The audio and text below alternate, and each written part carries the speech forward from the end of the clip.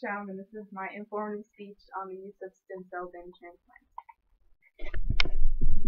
Hi, I'm Dina. Hi, I'm Cheryl. I'm Linda. I'm Jennifer.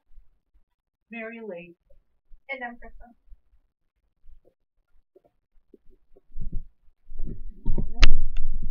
Stem cells have the potential to do so much good in the world of medicine. These unspecialized cells have the unique ability to aid in the treatment of numerous diseases, notably cancer. Seeing as 1 in 3 people will be affected by cancer in their lifetime, I think it's important that we explore every avenue possible in this field of study. Transplants concerning cancer are usually performed with bone marrow or peripheral blood stem cells.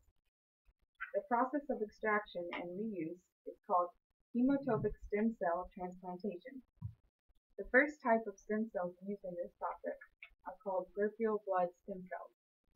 They can be harvested from donated blood and put into a machine taking about 4 hours to separate. Once the stem cells are separated, the blood is then returned back to the donor, and the cells are frozen to be used at another time. The second type of stem cells available come from cord blood. They are collected from the umbilical cord or the placenta directly after giving birth. Because it's such a small amount of blood, the stem cells from this method are usually used to treat children or small adults. There's been a lot of controversy following this type of extraction. However, it's been proven to pose minimum health risk to the mother and the child. The third type of stem cells that are commonly used come from bone marrow. The bone marrow is usually collected from the hip bone. The patient is usually put to sleep for about an hour as needles are inserted through the skin and over the pelvic bone. Once the bone marrow has been combined with a preservative in a process called cryopreservation, they are then frozen to be kept alive until needed again. This is the least used method, however, because it's considerably more painful, the donor has a longer recovery time and has to undergo a lengthy procedure. According to the University of Utah, these 3 types of stem cells extracted play a pivotal role in treating cancer, especially leukemia. When a patient receives chemotherapy, usually to destroy the cancerous cells, this radiation involved sometimes destroys healthy cells as well.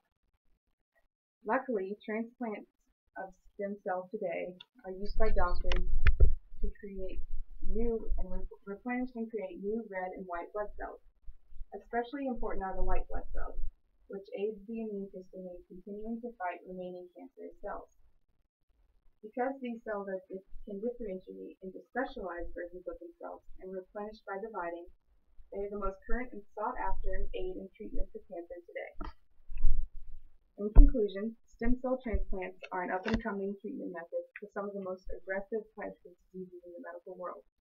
The differing processes of collection can be tailored and specific to each patient, and with further research can eventually be less invasive and more convenient for everyone. Any questions? I do. I really did. On earlier, where did you say they extracted? They're from the cord blood of that stem cell. They're usually taken from the placenta or the umbilical cord. Okay. Thank you. Anyone else? I have a question. Mm-hmm. What are some of the future applications that they're looking into for stem cells? Well, hopefully we'll be able to treat Parkinson's, if not cure it, and certain types of cardiovascular disease. All in the works. Anything else? I have a question. How long have they been using stem cells? 20 years, and they've done about 30,000 transplants to date. Wow.